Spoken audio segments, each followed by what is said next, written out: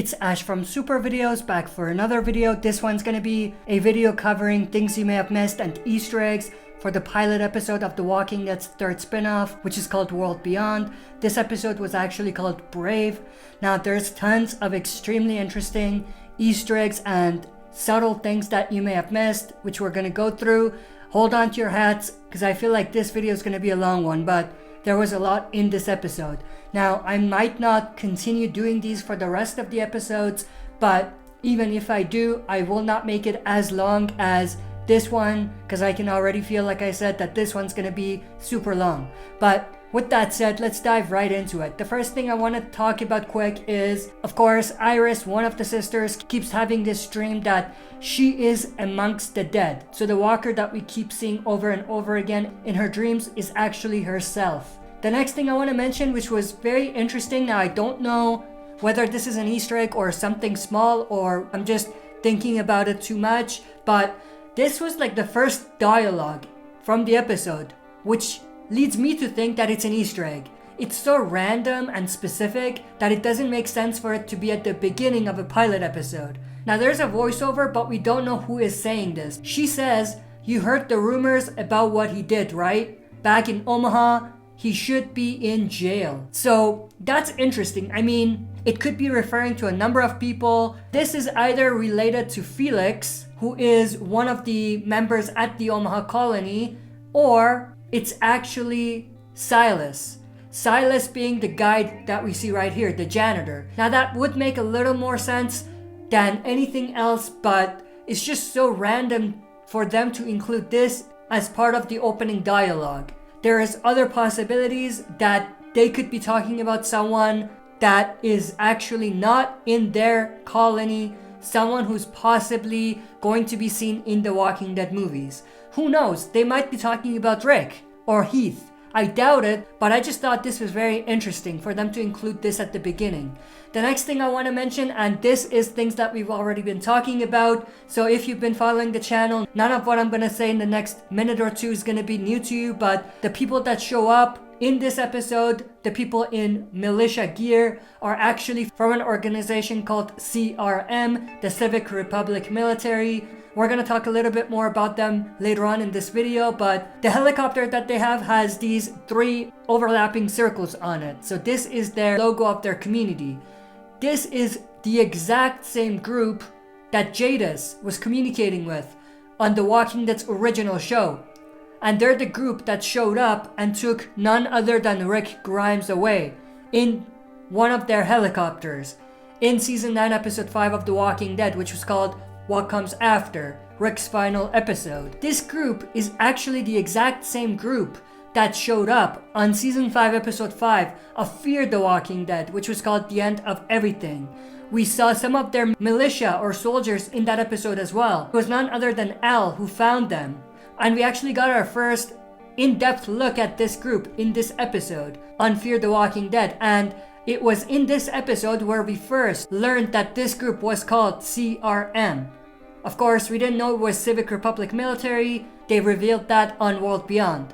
So the person that shows up in this episode, who's from the CRM, who is one of the CRM's representatives, is Lieutenant Colonel Elizabeth Kublek. And she is one of the sole representatives of the CRM. The guy that we see here, his name is Felix Carlucci. He's actually the Senior Security Force Officer for the colony, which is called Campus Colony of Omaha. The next thing that I want to mention is, earlier on in the episode, Elizabeth mentioned there was talk of having some government officials join us. So they actually have some government officials at the CRM. Government officials who may actually have been government representatives before the world fell. She goes on to say later that they didn't think that it was a good idea for civilians, meaning government officials, to join them.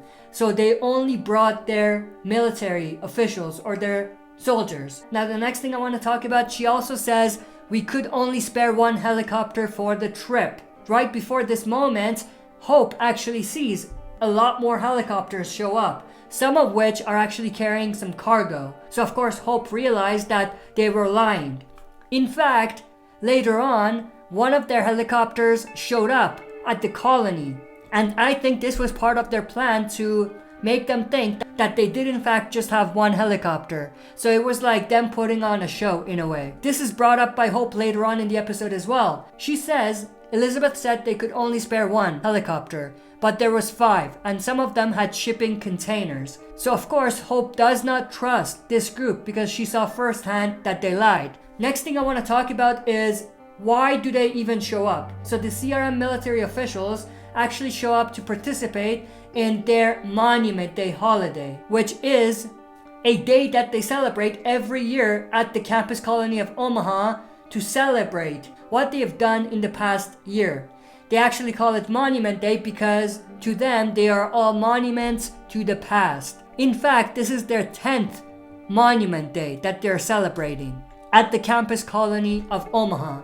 The next thing I want to mention is, aside from the Monument Day celebration, something else that they refer to a lot in this episode is the night that the sky fell. Now, the night that the sky fell is actually something that Iris and Hope keep having flashbacks about. And the night that the sky fell refers to the night that the apocalypse came, the world fell, but also the night that the sky literally fell. Of course, I'm talking about the plane crash that happened. Now, we don't know what caused the plane crash, but we do know that Iris, Hope, and their family were actually on their way to the campus when this happened. The very campus colony that they are now calling their home in the new world. We actually see the teenagers go back to the exact same area where the plane crash happened when they leave the community. The other thing I want to mention is Iris and Hope's mom died 10 years ago today, as is mentioned by Iris earlier on in the episode. In fact, earlier on in the episode, Hope is actually sitting in front of her mother's grave. The Civic Republic military has an alliance with not only the Omaha colony, but also the Portland colony. This is what they call the Alliance of the Three. Representatives from their home city of Omaha, which is the campus colony of Omaha, as well as the city of Portland, and of course the Civic Republic military. We don't know exactly where the Civic Republic military's location is, but we do know that they have one research facility in New York State, which we're gonna discuss later on as well. So basically the alliance is between the Civic Republic, Portland, and Omaha. We actually see a sign when they're celebrating Monument Day that says 10 years Monument Day, with the 3 colonies that are part of this 3 colony alliance: Civic Republic, Portland, and Omaha. And that takes me to this map right here, which they showed. So we have the location of campus colony of Omaha, as well as the city of Portland, which we can see. And also we have Civic Republic. Based on the question marks that you see on the map, that tells us that they don't know exactly at this point where it is. So it's a big mystery. Now, another thing I want to talk about is Huck. During a conversation between Huck and Hope, Hope actually asks Huck, how come you never talk about your life in the city? I'm assuming she's referring to the city of Portland. So it seems like Huck was actually from the Portland colony before she came to the campus colony of Omaha. Now it seems like she was not there long, based on what she says. Regardless, what we know is that she used to be in Portland. So we might actually see some flashbacks from the Portland colony, from the point of view of Huck. The next thing I want to mention is the Jeep that they're driving has CC security on it, and that symbol actually shows up several times in this episode. For those of you that don't know, CC actually stands for Campus Colony. The other thing I want to mention is we actually hear a soundtrack throughout this episode. Now what's interesting is that this seems to be the music that Silas is listening to. Every time we see Silas earlier on in the episode, he's actually listening to some music through his Walkman, I think. Now what's interesting is that every time he takes it out, volume of the soundtrack or the music lowers, which means that we're actually listening to what he's listening to, which is pretty interesting. The next thing I want to mention is Iris and Hope's father. So as is mentioned by Hope, they sent some soldiers. We sent them our dad. Iris actually says our dad is with them, working towards some sort of a cure. He's sharing his knowledge. Iris and Hope's father is actually a biochemist.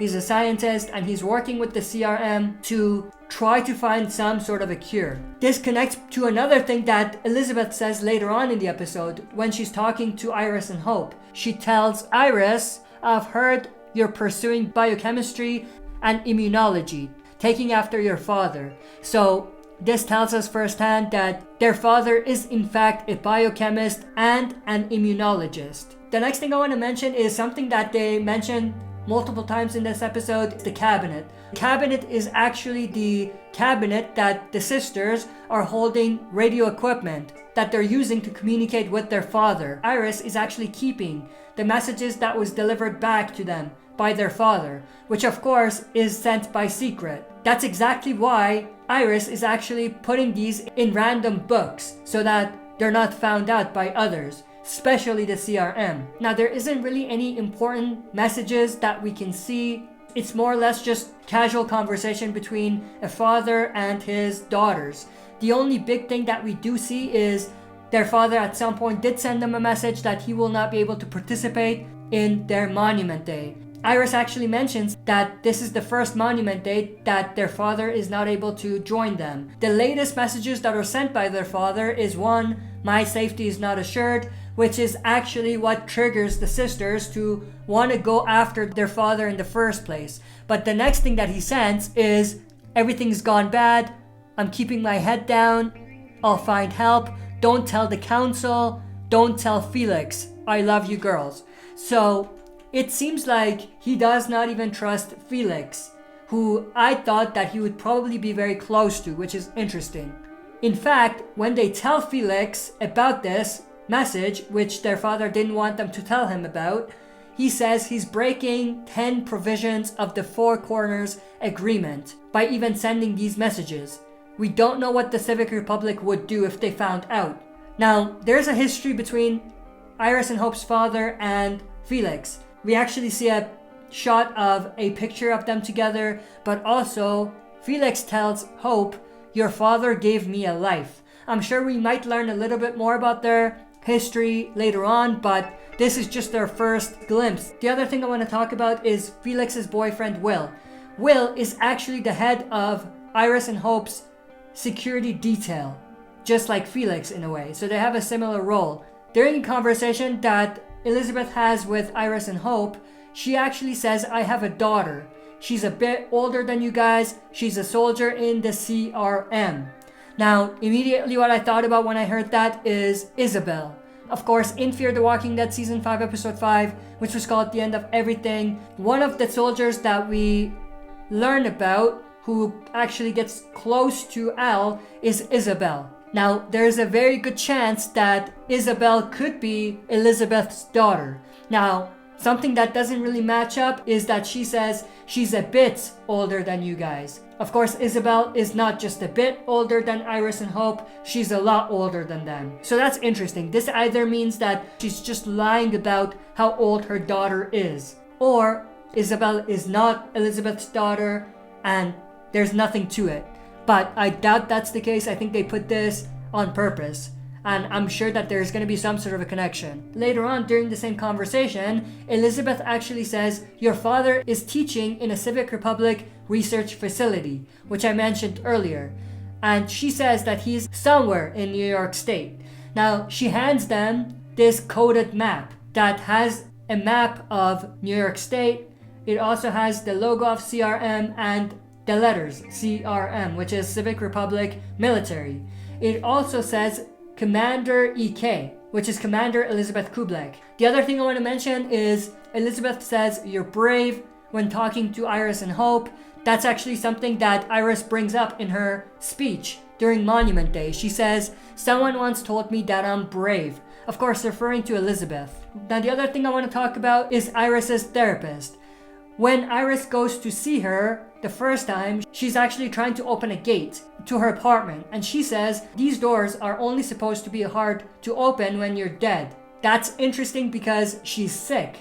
So because she's sick, because there's a chance that she might die, they put these gates so that in case she dies and when she turns, she can't get out and get anyone else. In fact, that's actually what happens. Later on in the episode, we actually see the aftermath of when she died. she turned. But because of the gate, she couldn't get to Iris. Elton says, I go out there looking for something that I lost. And that actually comes back around because when they do go out, they actually find what he's lost, which is like a horn. He says, it's what I've been going outside the walls looking for. Now, the next thing I want to mention, which is very interesting, is the pregnant woman that we see in the flashbacks. Now, when Iris is talking about the pregnant woman, she says there was a woman, she was pregnant, we lost her because the sky was falling. Of course, this is part of the flashbacks, part of the night that the sky fell. So Iris thinks that it was the plane crash that killed the pregnant woman, when in fact it was something completely different. In Hope's flashbacks, we actually see the exact same pregnant woman. And in the flashback that we see from Hope's point of view, we actually learned that it was this pregnant woman that shot and killed Iris and Hope's mother. And Hope accidentally killed the pregnant woman. Now, what's extremely interesting about it is that this pregnant woman is actually Elton's mother. In one of the conversations that Silas and Elton have, Silas asks Elton, you had a sister, to which he replies, my mother was pregnant with her the night that things went bad. I never saw her again. So Elton's mother was in fact the pregnant woman in the flashback who Hope killed. Now obviously they're planting the seeds for a potential story in the future where we have Elton and Hope at odds with one another. The necklace that Hope has like a marble on it. That's the exact same marble that their mother was carrying the night the sky fell and the night that she died, which we actually did see Hope grab from her hand after she died. Now going back to how I said that Iris and Hope's point of views were different about the night the sky fell, it wasn't just about the pregnant woman, because Iris also thinks that their mom died by empties, and she thinks that Hope just witnessed it, when in fact their mother was actually shot and killed. The next thing I want to talk about is this scene right here where we have Felix and Huck spray painting the walkers. Now the reason they're doing that is they are painting the empties, study their migration patterns. Now what's interesting is that one of those walkers shows up at the end of the episode, where we have the aftermath of the walkers inside their colony.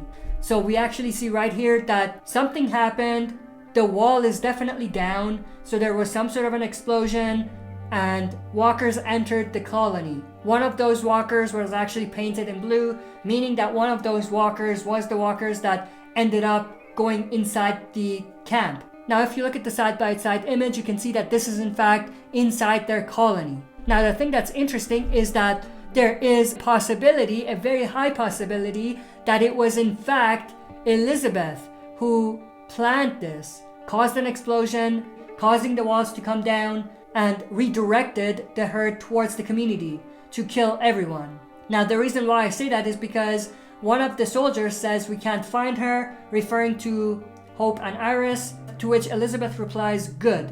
So she's happy that that happened.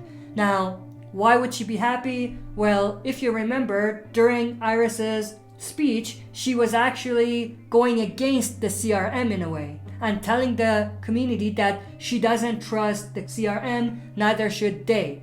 So to Elizabeth, the only way that she thought she could handle it was to destroy the whole community of 9,000 people. Now I could be wrong about this, but this is just what I got out of that scene when it happened. And if this is in fact what happened, it just goes to show you how much of a psychopath Elizabeth is. It could shed some more light into what type of a character she really is and what type of an organization she might be a part of. But that's pretty much everything that I wanted to talk about in this video. I hope I didn't go super long, but I think it might have been longer than expected. But I hope you enjoyed this video. If you did, make sure to share and smash the like button, subscribe to join our community, and press the bell to be notified when I upload. That's it for this video. See you next time for another super video.